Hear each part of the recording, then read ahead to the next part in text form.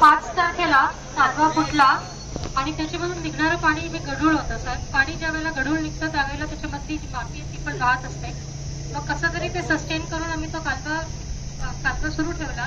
पण आता ती कालवा दुरुस्तीची वेळ आलेली आहे म्हणून तो कालवा बंद केला. 22 तारखेपर्यंत आम्ही तातडीने कालवा दुरुस्त करून घेतो आणि त्याच्यानंतर पुढे कालवा सल्ला. आताच कसं काय झालं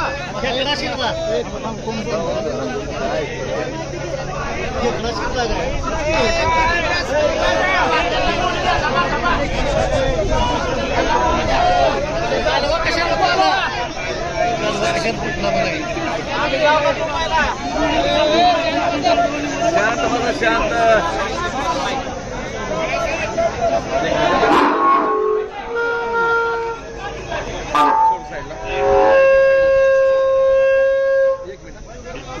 एक मिनिट सगळं एक मिनिट शांत बसा. आपण शांत बसा सगळे. साधा प्रश्न आहे चेअरमनने विचारलेला की कॅनल 5 तारखेला तुम्ही बंद केला. बंद कधी 4 तारखेला केला? 10 तारखेला 11 तारखेला मी परवा दिवशी बंद केला. पहिला प्रश्न माईक जवळ घ्या. माईक की कालवा सल्लागार समितीच्या बैठकीमध्ये जे कोणी सदस्य उपस्थित असतील त्यांना तुम्ही कळवलं का की कॅनल बंद करतोय म्हणून? पहिला प्रश्न. दुसरा प्रश्न जे चेअरमनने असं विचारलं की धरणातलं पाणी आणि कॅनल दुरुस्त करायला किती वेळ लागेल? तुम्ही म्हणताय 22 तारखेला कॅनल दुरुस्त होईल. पिकं जळल्यानंतर काय करायचं? 22 तारखेपर्यंत पाणी पिकं टिकणार आहेत का?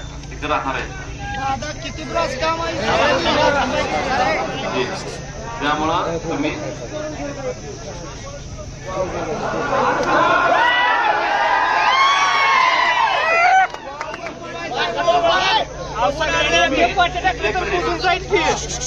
मॅडम आम्ही निवेदन द्यायला आलेलो आहे, मोर्चा नाही.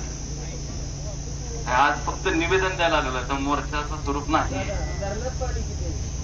सांगा. धरणात एकूण तिन्ही नीरा तुळजावली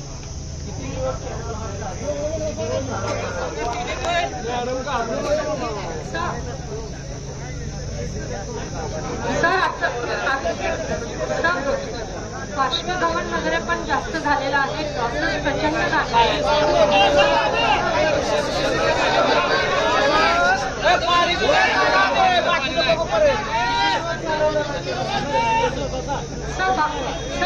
कालवा आता चालवायचं असेल तर 22 तारखेनंतर कालवा सल्लागार समिती घेऊन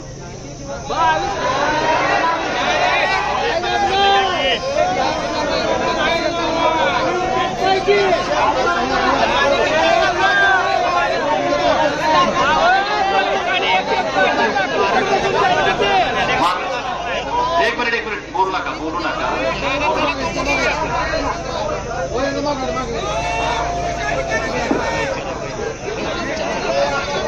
अरे असं होणार नाही. 22 तारखेपर्यंत आम्ही किती वाट बघणार नाही. तुम्हाला आज कॅनल पाणी तर बंद आहे ना? कॅनलचं पाणी बंद आहे. आजपासून 12 दिवस लागतात कॅनल दुरुस्त करायला.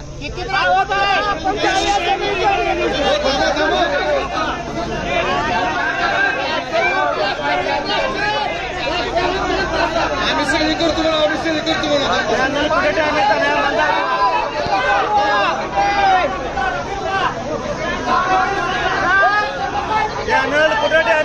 दाखवा. आम्ही बघतो. एक मिनिट सगळे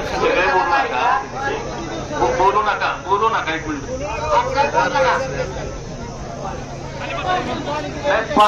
पाणी किती दिवस कॅनॉल चालू शकतो?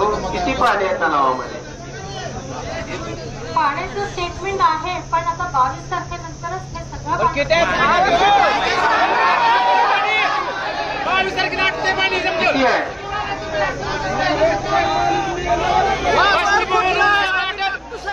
दोन मिनिट. 1 मिनिट. ठीक आहे ठीक आहे. यांनी राजकारण म्हणून हा उद्योग केलेला आहे. कुठलाही कॅनॉल तुंबण्यासाठी मला वेळ द्या 12 तासामध्ये मी ते सगळे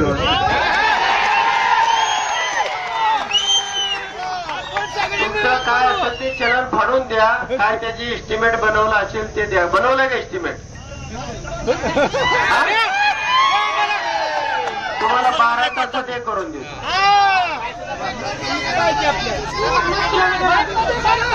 एक 100 मीटरचा पास. नाही ठीक आहे मॅडम, 1 मिनिट. तुम्ही आजच्या दिवसात काय करून घ्यायचं ते घ्या. आणि आमचा धंदा तुम्हाला निवेदन करणं, तुमच्या पाया पडणं, या राज्यकर्त्यांनी या लोकांची पिकं जाळणी यासाठी आमचा जन्म नाही. आम्ही थेट धरणावर जाऊ आणि थेट उघडून पुन्हा इरिगेशन चालू करू. आम्ही अशा पद्धतीचं कधी ऐकत नाही. तुमच्याकडे उत्तर नसेल, तुमची तयारी करून यायला पाहिजे होतं. एका दिवसामध्ये रात्रंदिवस काम करायला पाहिजे होतं. जीवन मरणाचा प्रश्न हजारो लोकांच्या डोळ्यामध्ये अश्रू आहे. प्यायला पाणी नाही आणि तुमच्याकडे आकडेवारी नाही. आणि जिल्हा सल्लागार, कालवा सल्लागारची मिटिंग घेणार आणि मग तुम्ही पाण्याचा निर्णय करणार.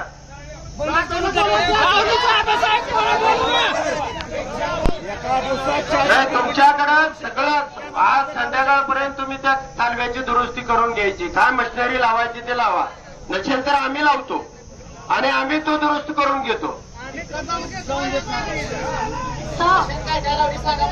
कालव्यामध्ये अजून पाणी आहे. एकदा पडला की मग खाली पाणी नाही, कोण इंजिनियर आहेत? या जाधव सारखेच आहेत का सगळे इंजिनियर?